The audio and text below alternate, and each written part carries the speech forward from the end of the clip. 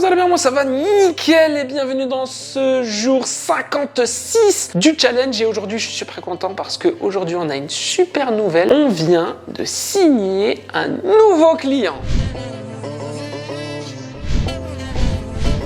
Et je dirais même une cliente, puisque c'est une recommandation qui vient d'un ancien client à moi. Donc grâce à l'offre de parrainage, on a pu aujourd'hui avoir un rendez-vous avec cette nouvelle personne qui était intéressée par nos services. Alors je vais tout expliquer. Cette nouvelle cliente, elle fait des bougies handmade. C'est des bougies en fait fait maison. Donc elle les fait directement, je sais pas, dans sa cuisine ou quoi. Et elle les vend ensuite sur ses réseaux sociaux. Et en fait, il y a une personne qu'elle connaît qui lui a proposé mes services. Et du coup, elle lui a donné directement mon numéro de téléphone et elle m'a contacté directement. On a pu parler par téléphone. J'ai pas pu enregistrer parce que voilà, c'était pas prévu. Mais comme j'avais du temps libre, j'en ai profité pour discuter avec elle et m'intéresser à son projet. Et cet appel était super intéressant. On a parlé de son activité. Elle m'expliquait qu'avec son activité de vente de bougies, elle pouvait allier le travail et la vie de famille à la maison puisqu'elle a des enfants à charge. Le souci, c'est qu'elle ne vend uniquement que sur les réseaux sociaux et elle souhaiterait avoir un site internet pour être plus professionnel et vendre davantage. Bref, histoire de toucher plus de monde. Alors on a discuté et je me suis intéressé à son projet et c'est super intéressant. Elle fait des bougies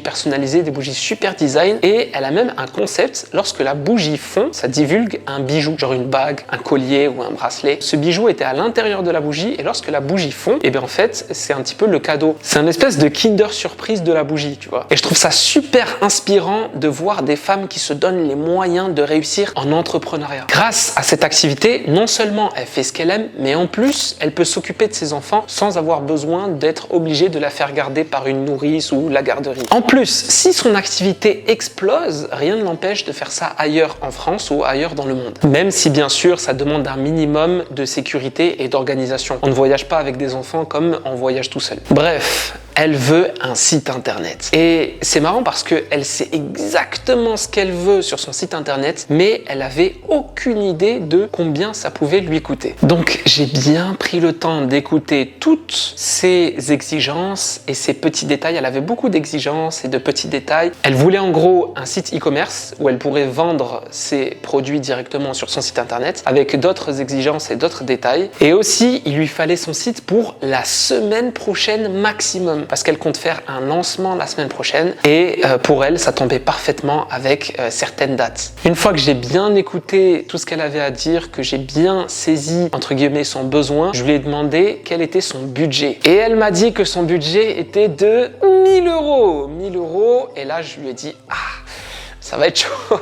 Donc je lui ai demandé si elle s'est renseignée, si elle a comparé autour d'elle et elle m'a dit que non et ça se voyait. Du coup, moi de mon côté, j'ai pris le temps de lui expliquer que pour un site comme celui qu'elle me décrivait, il fallait compter au moins minimum 3000 euros. Et là, elle est tombée de haut. Je lui ai expliqué que ici, il s'agit d'un site e-commerce. À l'inverse d'un site vitrine, il y a une plateforme de paiement, il y a des gestions des stocks, il y a l'étude et l'analyse pour le scaling, il y a le SAV. On propose aussi une petite formation pour qu'elle puisse gérer sa plateforme WordPress par elle-même, pour qu'elle puisse gérer ses stocks par elle-même. Et je lui ai dit, voilà, ça déjà pour la semaine prochaine, ça va être très difficile, mais pour 1000 euros, ça va être encore plus difficile. Et elle voulait aussi un nom de domaine. Tu sais, ce nom de domaine que tout le monde veut, ces noms de domaine qui sont en général déjà pris et lorsqu'ils sont pas pris, ça peut coûter jusqu'à 10, 20 000 euros. Donc, je l'ai invité dans un premier temps à comparer autour d'elle. Je lui ai expliqué bien sûr que son nom de domaine, il va falloir le changer parce qu'il était beaucoup trop simple, il était déjà pris de toute manière. Ces genres de noms de domaine, ça coûte beaucoup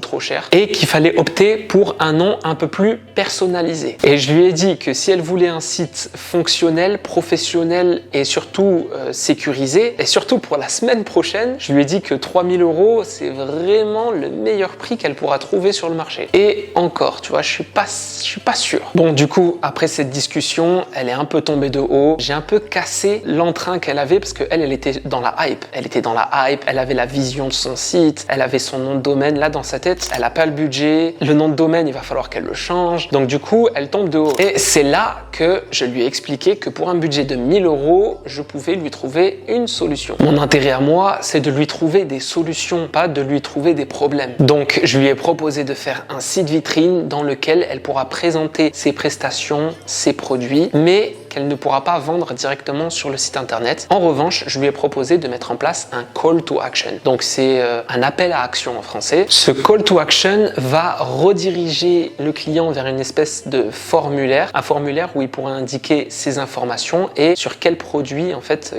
l'intéresse. Dès lors que ce formulaire sera rempli, elle recevra directement dans sa boîte mail le formulaire avec la commande du client. Je lui ai dit à la rigueur, on peut mettre ça en place. J'ai bien précisé que voilà, c'était une version 1 de son site e-commerce, le temps qu'elle puisse avoir un budget nécessaire pour le scaler et le rendre encore plus professionnel. Parce que bien évidemment, un site e-commerce va faire plus de ventes qu'un site avec un call to action qui redirige vers un formulaire. Donc je lui ai bien expliqué que le but c'est qu'avec le temps, on puisse faire évoluer ça tranquillement vers quelque chose de plus quali et de plus en plus quali. Et enfin, je lui ai proposé qu'elle puisse créer elle-même sa propre boutique via Shopify. Toujours, j'essaye de montrer qu'il y a une solution qu'elle peut faire par elle-même. Pourquoi? Parce que je lui ai dit, regarde, tu peux faire toi ta propre boutique par Shopify, ça va te coûter moins cher, ça va te demander plus de temps, plus d'énergie et vu qu'elle n'est pas formée, tu vas devoir te former avant pour faire quelque chose qui te ressemble vraiment. En fait, je lui montre qu'elle peut le faire par elle-même pour qu'elle se rende compte de l'investissement en temps, en énergie et surtout en compétences. Moi, ce que je lui propose, c'est d'y passer du temps, d'y mettre de l'énergie, mais surtout d'y mettre de la compétence parce que mon rendu avec mon expérience sera différent de son rendu si elle le fait par elle-même. Et c'est là, en fait, où il y a une espèce de déclic chez le client qui se dit, ok,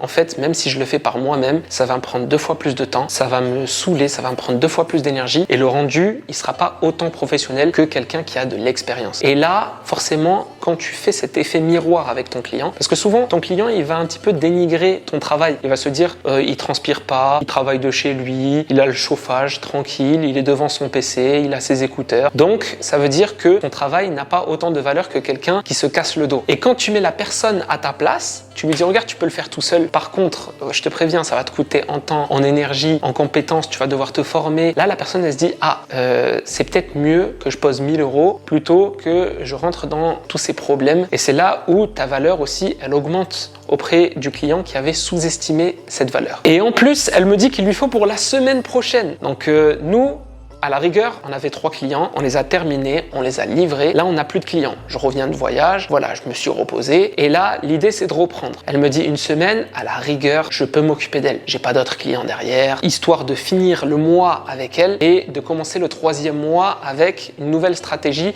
d'acquisition client. Je me dis, bon, elle m'a appelé au bon moment, il y a moyen que je lui fasse ça cette semaine. Donc ça, c'est ok. Mais autrement, il y a personne qui va accepter de lui faire tout ce qu'elle demande en une seule semaine. Il n'y a vraiment personne. Là, c'est tombé bien avec la situation, avec notre challenge. Et du coup, je lui explique qu'il n'y a vraiment personne qui pourra accepter ça, mais au vu de la situation, moi, je pourrais le faire. Il n'y a pas de souci, je peux l'arranger, je comprends son besoin, je comprends qu'elle veuille sortir ça la semaine prochaine, mais je lui explique qu'il va falloir que je consacre des jours uniquement pour elle, les prochains jours là, donc demain, après-demain et dans 3 jours. Je pense qu'en 3-4 jours, je peux faire un truc propre, tu vois, et un truc finalisé et propre, sachant qu'après ça, en général, le client revient pour faire quelques modifs, parce qu'une fois que tu livres ton site, il y a des petits détails, voilà, je voudrais changer la couleur de ça, je voudrais changer la police de ça, bref, des petits détails à modifier, donc je me donne 3-4 jours pour terminer son site, puis une demi-journée, une fois le site livré pour faire les petites modifications. En revanche, je lui dis, je pourrais faire ça, il n'y a pas de souci, mais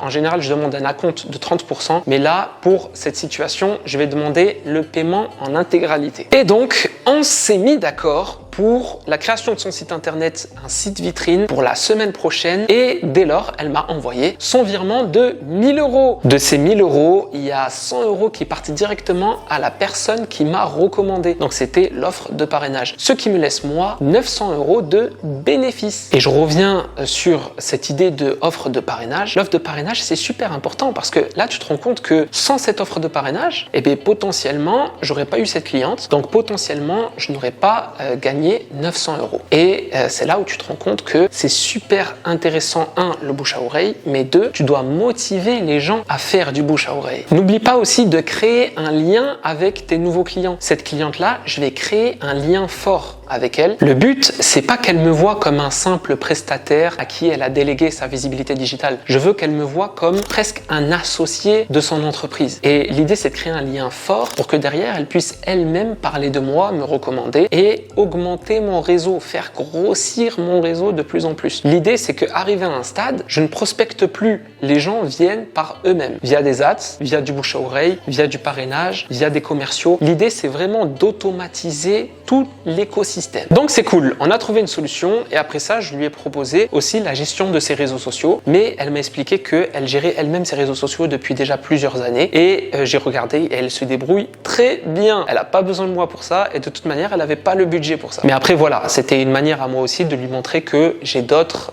cordes à mon arc. Donc, l'idée, c'était de lui montrer que je pouvais proposer d'autres services numériques, histoire qu'elle enregistre ça dans son cerveau. Et si un jour elle rencontre quelqu'un qui a besoin de la gestion de ses réseaux sociaux, elle sait alors que celui qui lui a fait son site internet peut gérer les réseaux sociaux de son ami, par exemple. On a aussi un petit peu discuté de la publicité sur Facebook Ads, TikTok Ads, Google Ads, mais pour l'instant, c'est pas sa priorité. Et en général, les gens qui ont des petits commerces comme ça, les publicités TikTok Ads, Facebook Ads, c'est pas leur priorité parce que ils n'ont pas forcément le budget nécessaire et parce que c'est pas quelque chose de palpable. S'ils mettent de la publicité et que leur première expérience est négative parce qu'ils ne sont pas formés pour pouvoir être rentables sur la publicité, et bien derrière, en général, ils ne vont pas réinvestir. Ils vont se concentrer uniquement sur ce qui est entre guillemets palpable, c'est-à-dire la relation directement avec son audience, les DM, les mails, en fait l'échange qu'elle va avoir avec les gens. Sauf que la majorité des gens qui achètent en ligne, ils n'échangent pas avec toi et ça c'est quelque chose d'important à enregistrer dans la tête. Donc on a validé notre 4e